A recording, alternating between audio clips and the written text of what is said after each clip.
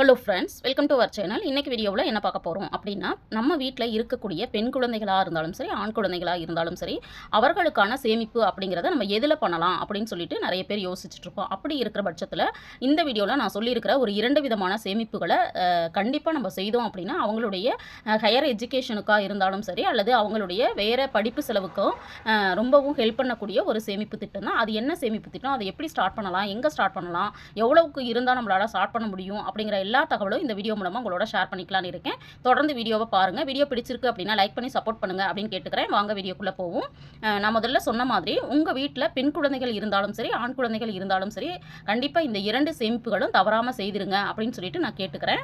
முதல் சேமிப்பு செல்வ மகள் சேமிப்பு திட்டம் அப்படிங்கிறது தான். இந்த Sukanya Samriddhi account, SSA account அப்படிங்கிறது நம்மளுக்கு எல்லாருக்குமே தெரியும்.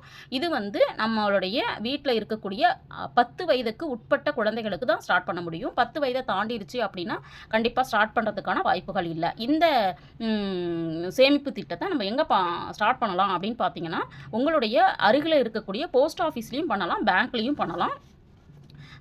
எங்கே பண்ணாலும் ஒரே ஒரு அக்கௌண்ட் மட்டும்தான் ஒரு குழந்தைக்கு நம்ம வந்து ஓப்பன் பண்ண முடியும். இப்போது உங்களுக்கு இன்னொரு டவுட்டு வரும், நம்ம வீட்டில் 2 பெண் குழந்தைகள் இருக்காங்க, அப்போ 2 பெண் குழந்தைகளுக்கும் உங்களால் ஸ்டார்ட் பண்ண முடியுமா அப்படின்னு கேட்டிங்கன்னா, கண்டிப்பாக முடியும். 2 பெண் குழந்தைகள் இருந்தாங்க அப்படின்னாலுமே 2 குழந்தைக்கு தனித்தனியாக நீங்கள் செல்வ மகள் சேமிப்பு திட்டம் ஸ்டார்ட் பண்ண முடியும். ஆனால் இதில் இருக்கக்கூடிய கண்டிஷன் என்னென்னா, அந்த குழந்தைக்கு 10 வயதுக்குள்ளே இருக்கணும் அப்படிங்கிறது தான் உங்களுக்கு வந்து எலிஜிபிலிட்டி அப்படிங்கிறது.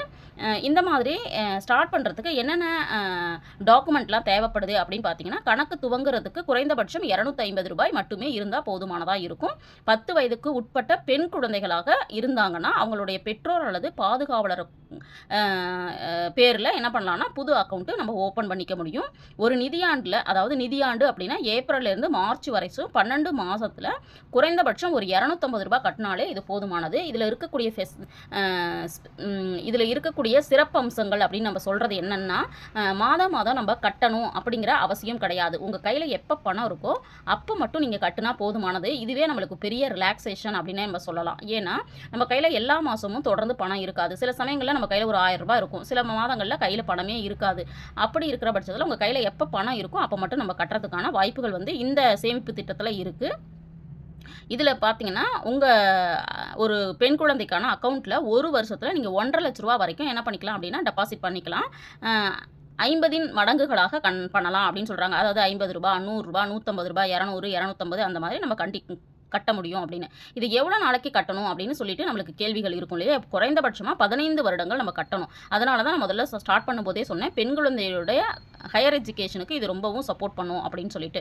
15 வருஷம் நம்ம வந்து செலுத்தினதுக்கப்புறம் 21 வருடங்கள் முடிஞ்சதுக்கப்புறம் இந்த கணக்கை வந்து நம்மளுக்கு வந்து முடிச்சு கொடுத்துருவாங்க அப்படின்னு சொல்கிறாங்க. அதாவது உங்களுடைய பொண்ணுக்கு எப்போ வந்து 21 வயது ஆகுதோ அப்போ வந்து இதை வந்து நம்ம என்ன பண்ணிக்கலாம் அப்படின்னா ஃபுல்லாக வித்ட்ரால் பண்ணுறதுக்கு வாய்ப்புகள் இருக்குது. பெண் குழந்தைக்கு 18 வயது இருக்கும் பொழுது நம்ம என்ன பண்ணலாம் அப்படின்னா, உங்களுக்கு பணம் தேவைப்படுது ஹையர் எஜுகேஷனுக்கு அப்படின்னா ஒரு 50% அமௌண்ட்டை நீங்கள் வந்து ஒரு 10 லட்சம் கட்டியிருக்கீங்கன்னா ₹5,00,000 எடுத்து நம்ம அக்கௌண்ட்டில் இருந்து என்ன பண்ணிக்கலாம் அப்படின்னா, அதாவது 18 வயசு ஆனதுக்கப்புறம் ஒரு 10 லட்சம் கட்டியிருக்கீங்கன்னா ₹5,00,000 எடுத்து நம்மளுடைய எஜுகேஷனுக்காக யூஸ் பண்ணிக்கலாம் அப்படின்னு சொல்கிறாங்க.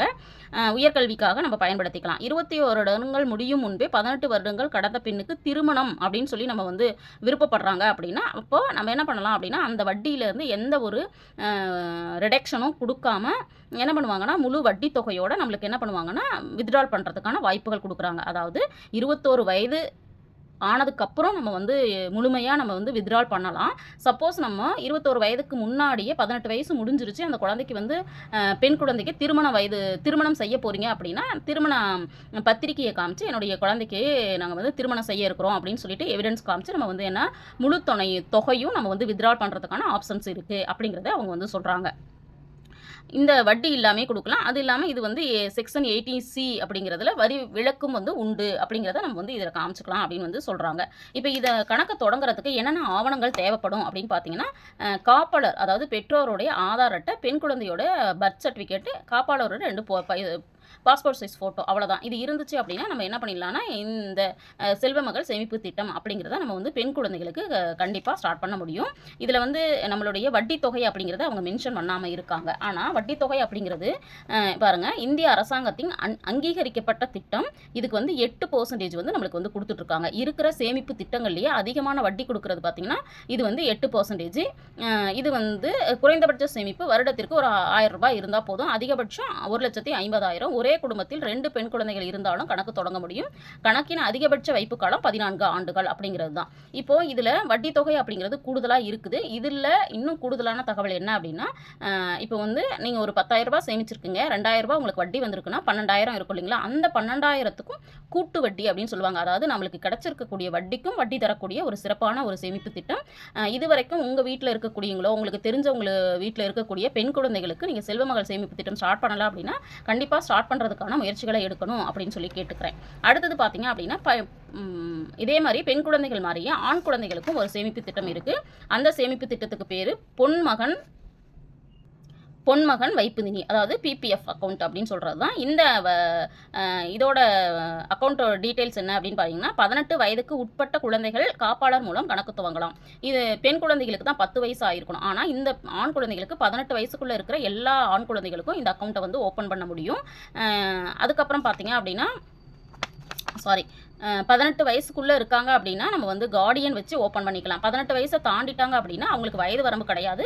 அப்போ வீட்டில் இருக்கிற எல்லா ஆண்களுக்கும் என்ன பண்ணிக்கலாம் அப்படின்னா நம்ம வந்து இந்த பிபிஎஃப் அக்கௌண்ட்டை ஓப்பன் பண்ணிக்க முடியும். குறைந்தபட்சம் 500 ரூபாய் செலுத்தணும் அப்படின்னா அந்த அக்கௌண்ட்டை ஓப்பன் பண்ணிக்கலாம். இது எவ்வளோ வருஷம் கட்டணும் அப்படின்னு பார்த்தீங்கன்னா 15 வருஷம் கண்டிப்பாக கட்டணும். குறைந்தபட்சமாக ஒரு வருஷத்துக்கு 500 ரூபாய் நம்ம கட்டலாம். அதிகபட்சமாக 1,50,000 லட்சம் வரைக்கும் கட்ட முடியும். இதுவும் பார்த்தீங்கன்னா நம்மளுக்கு வரி விலக்கு 80Cயில் வந்து நம்மளுக்கு வர வேண்டியது. ஒவ்வொரு மாதமும் பணம் செலுத்த வேண்டியதில்லை அப்படிங்கிறது ஒரு சிறப்பான ஒரு விஷயம். உங்கள் கையில் எப்போ பணம் இருக்கோ அப்போ மட்டும் கட்டினா போதுமானது.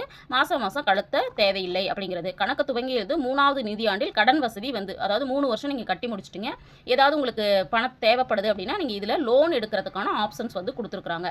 அதே மாதிரி கணக்கு துவங்கியதுலேருந்து 7வது நிதியாண்டில் 7 வருஷம் கழித்து நீங்கள் 50% அமௌண்ட்டை இதில் என்ன பண்ணிக்கலாம் அப்படின்னா எடுத்துகிட்டு திரும்பவும் செலுத்துறதுக்கான வாய்ப்புகளும் கொடுக்குறாங்க அப்படின்னு சொல்கிறாங்க. 15 வருஷங்களும் முழுசாக நீங்கள் கட்டி முடிச்சதுக்கப்புறம் பிபிஎஃப் அக்கௌண்ட்டை நீங்கள் முழுமையாக என்ன பண்ணிக்கலாம் அப்படின்னா வித்ட்ரால் பண்ணிக்கிறதுக்கான ஆப்ஷன்ஸ் இருக்குது.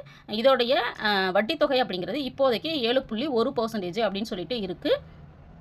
இது வந்து உங்களுடைய ஆண் குழந்தைகளுக்கான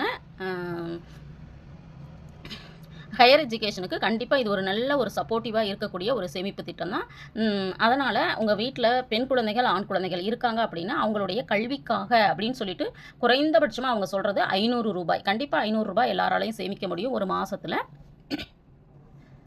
குழந்தைகளுக்கான படிப்பு செலவுக்கு இப்போலாம் பார்த்தீங்கன்னா நம்ம வந்து ஸ்கூலில் மெட்ரிகுலேஷனாக இருந்தாலும் சிபிஎஸ்சியாக இருந்தாலும் ஐசிஐசியாக இருந்தாலும் இப்போ படிக்கக்கூடிய செலவுகளே பார்த்திங்கன்னா லட்சக்கணக்கில் ஆகிட்டு இருக்கு. அப்போ உயர்கல்வி அப்படிங்கிறப்ப கண்டிப்பாக கூடுதலாக நம்மளுக்கு செலவுகள் ஆக வாய்ப்பு இருக்குது. அப்படி இருக்கிற பட்சத்தில் உங்கள் கையில் இருக்கிற 500 1000 எப்போலாம் கிடைக்குதோ அப்போலாம் போட்டு கொஞ்சமாக சேமித்து வச்சோம் அப்படின்னா கூட்டு வட்டி மூலமாக நம்மளுக்கு ஒரு குறிப்பிட்ட அளவு தொகை கிடைக்கிறதுக்கான வாய்ப்புகள் இருக்குது. இது நீங்கள் 1000 ரூபா போட்டால் எவ்வளோ கிடைக்கும், 500 ரூபா போட்டால் எவ்வளோ கிடைக்கும் அப்படின்னு தெரிஞ்சுக்கணும் அப்படின்னா நீங்கள் வந்து என்ன பண்ணுங்க, கூகுள் குரோமில் போயிட்டு பிபிஎஃப் கால்குலேட்டர் அப்படின்னு சொல்லிட்டு எடுத்துக்கோங்க.